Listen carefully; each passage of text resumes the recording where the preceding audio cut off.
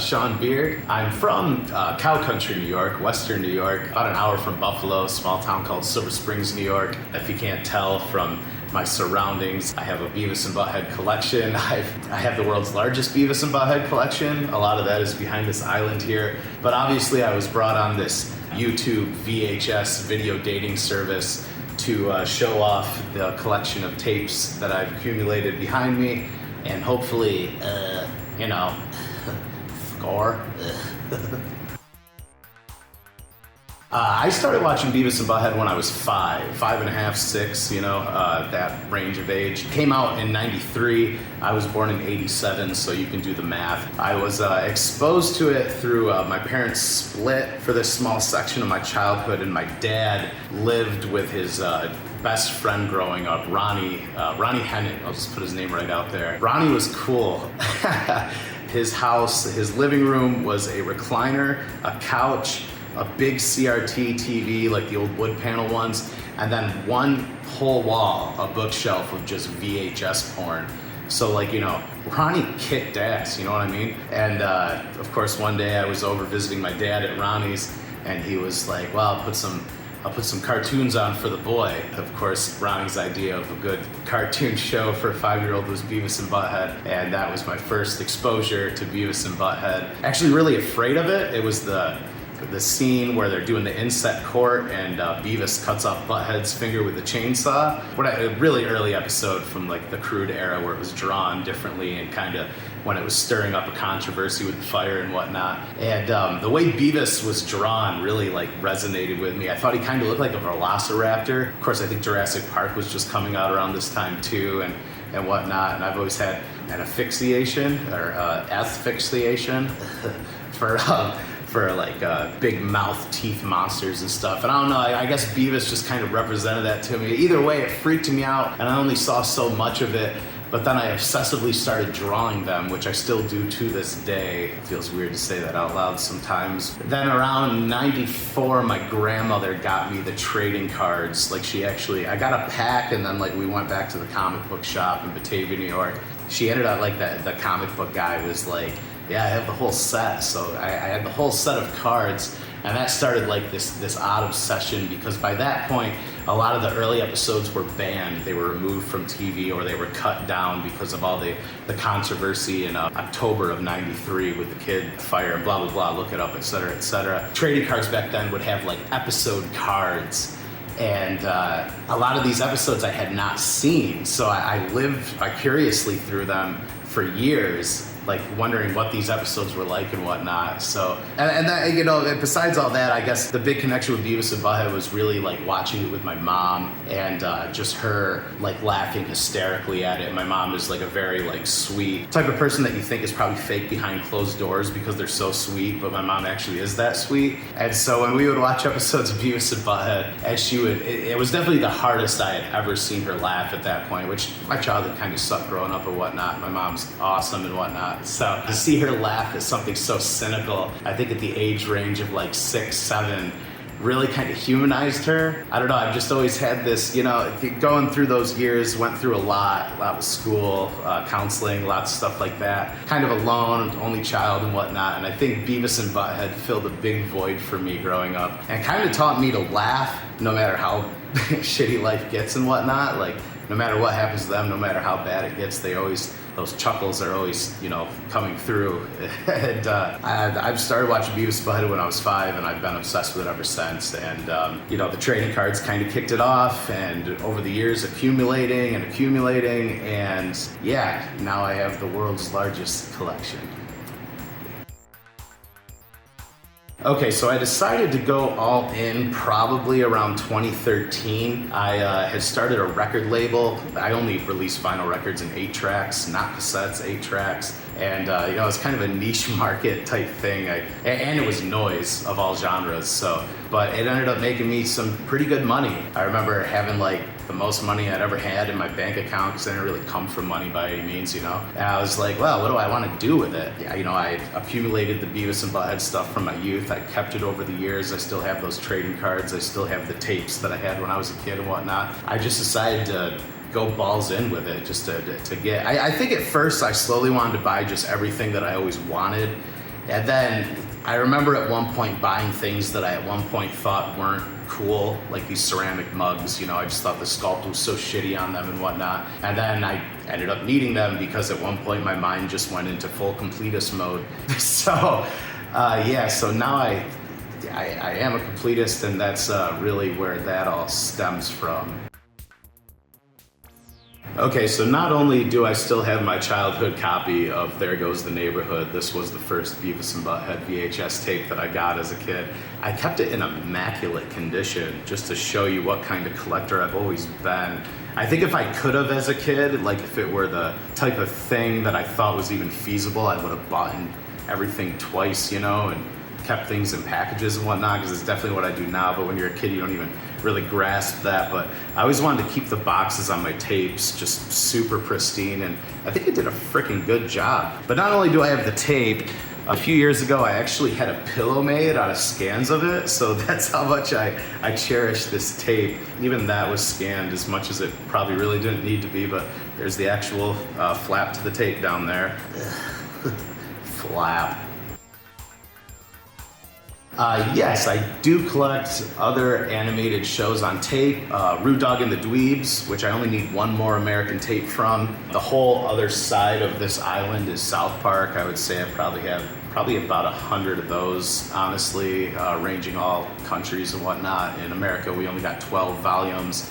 In Australia, it went up to 15. And then in some countries, it went up to like 40, and actually I think it completed season 4 in like Germany for South Park. But then besides that, I collect Magnus Carlsson, who is a Swedish cartoonist. He's mostly known for doing a Radiohead music video, but his 3 gems are Robin, which this is an Australian tape, and I believe this is actually in English. And then there was The 3 Friends and Jerry, which actually made it over to the States and most countries. In the States, it was on Fox Kids for just a few months before being pulled for being pretty inappropriate for a kid's show. I mean, it definitely had the Beavis and Butthead and South Park tone to it, especially with the big heads and everything.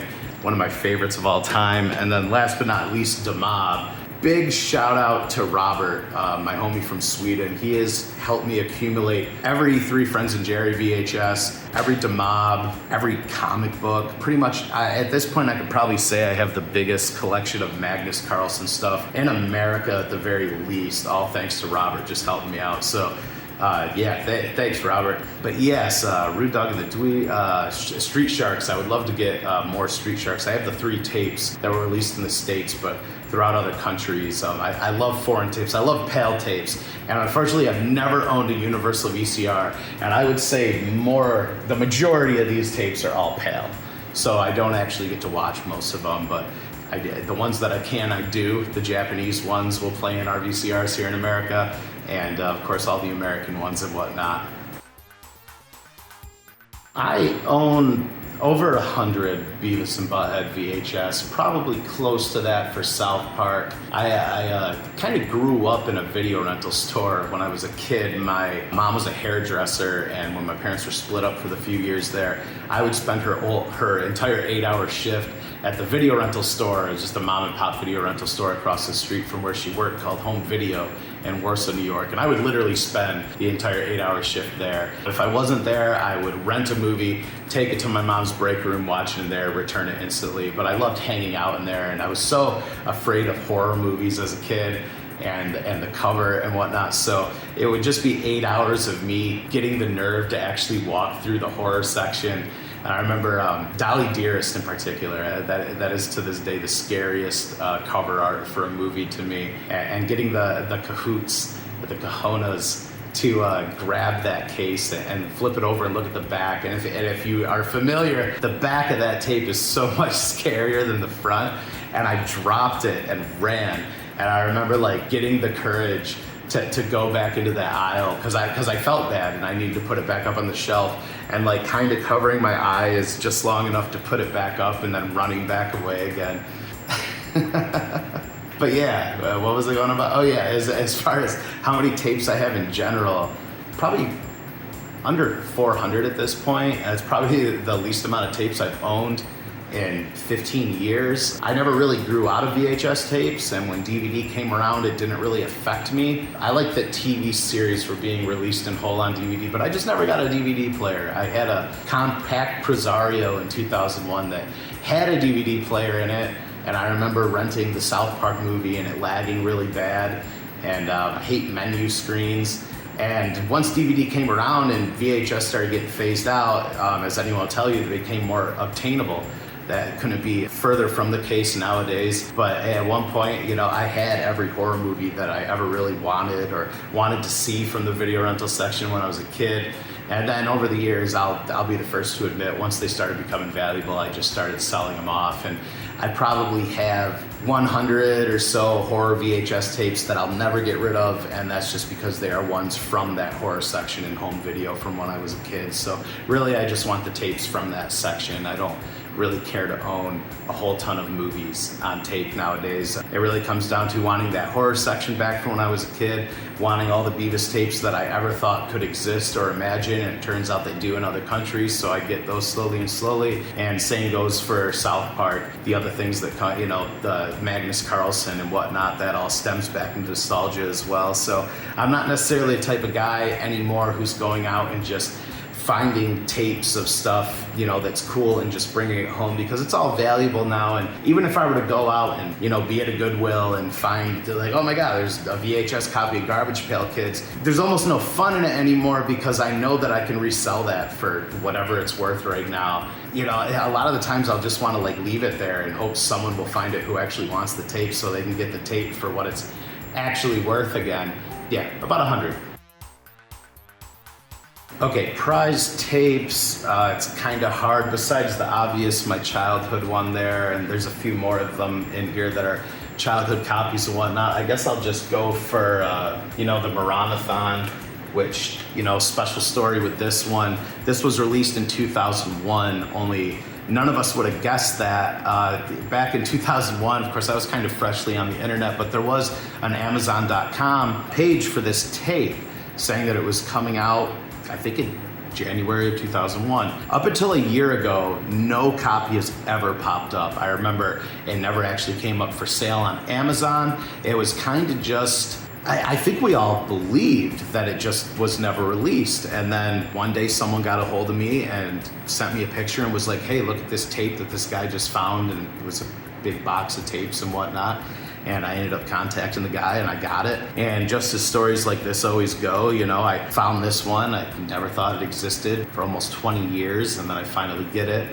And then about a month later, another popped up and another popped up. And now there's about 6 that have popped up that are in circulation. But I would still say that it is probably the rarest American release of Beavis and Butt-Head. And it just combines 3 of the more common tapes, but it does come in this fancy clamshell. And I like the fact that it's called the Maranathon, because anyone who was there back then will remember that Beavis and Butt-Head used to have 24-hour marathons or Maranathons a few times a year back at the height of their success and glory. As far as other prize ones, I guess I'll just go right for the smut on here. The classic Beaver and Buttface live action porno. That's a classic. I won't show the back of it for obvious reasons because we're on YouTube here. And the lesser known Butthead and Beaver, or the Backdoor Adventures of Butt. I can't even. This one's really bad. It just has this dude with a butt head on his head talking to this chick on a couch, and he'll be like, hey, we should do it. And then they watch porn, and then at the end they end up doing it.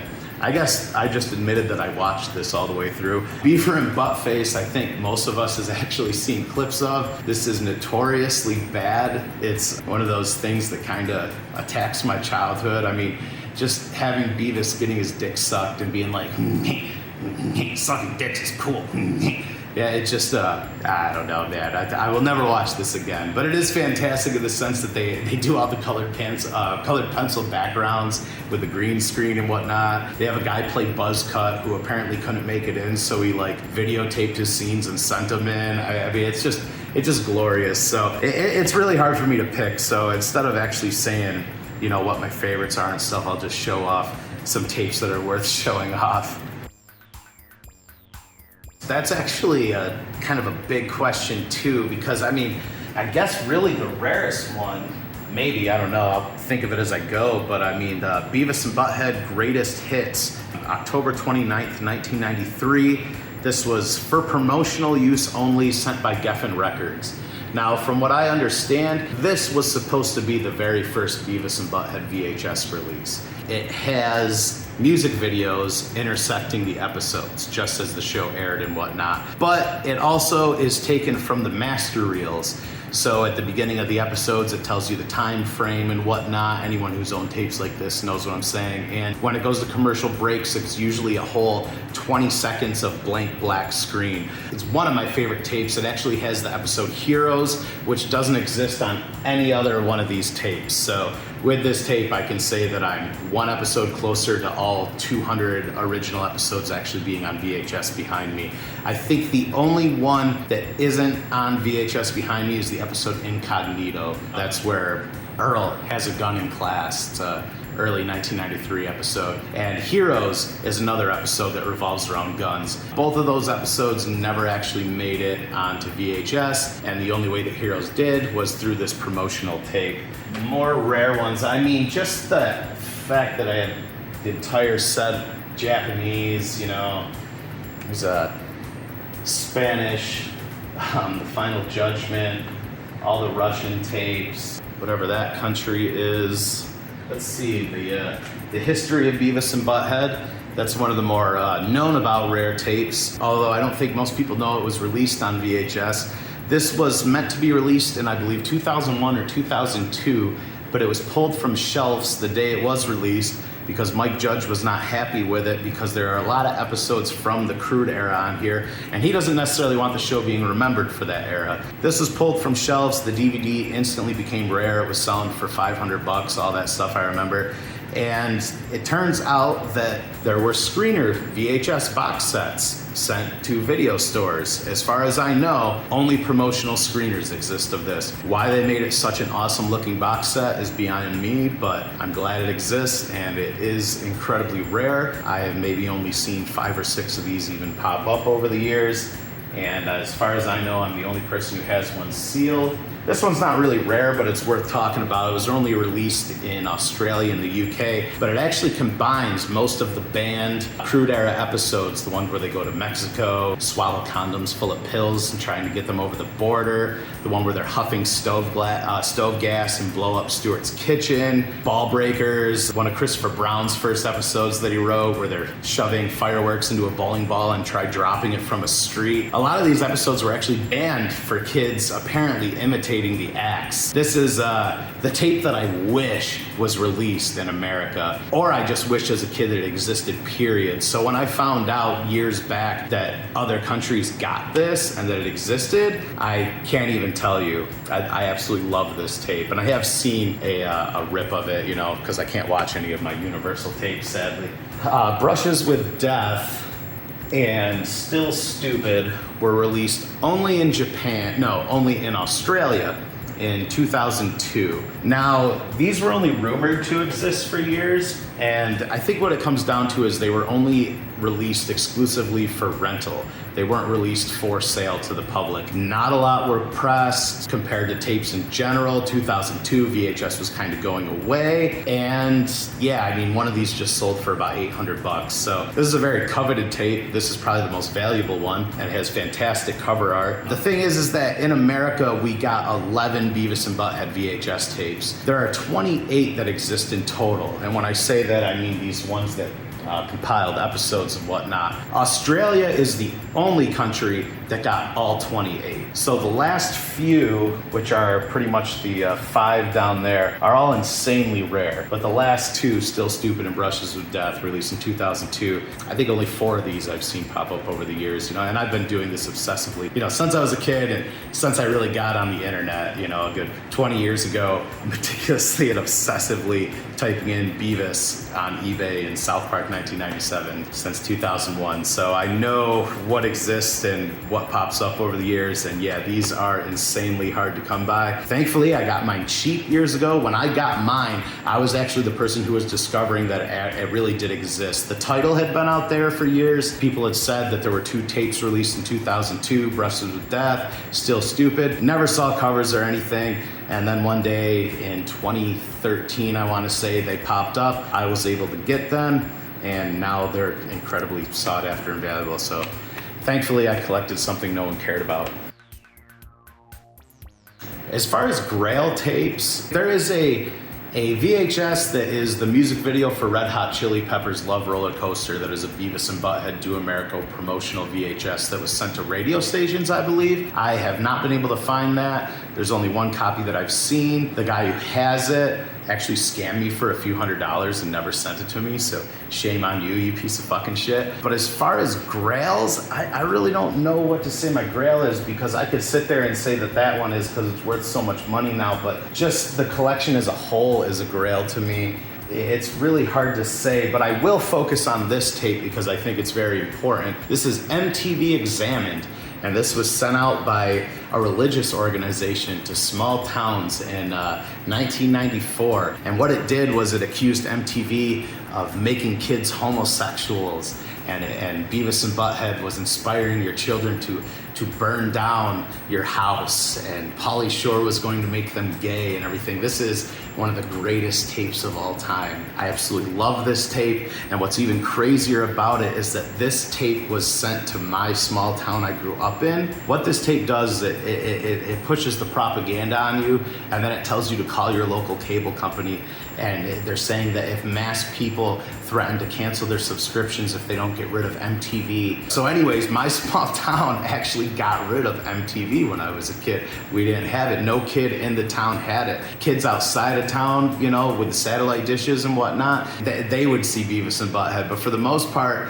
no one was growing up in my town watching Beavis and Butthead, or even South Park when it came out. I remember there was a channel called Global, because I was so close to Canada, and there was a local broadcast from Canada that would play South Park at like 3 in the morning, and this is back in 97 or 98, and kids in my school actually staying up till 3 in the morning to see it, just to see what all the fuss was about and whatnot. MTV Examined, a comprehensive look at the effects of music television on American youth culture. This is one of the greatest videos of all time. I'm not sitting here and saying it's a grail. I completely ignored this question and just showed you this tape instead.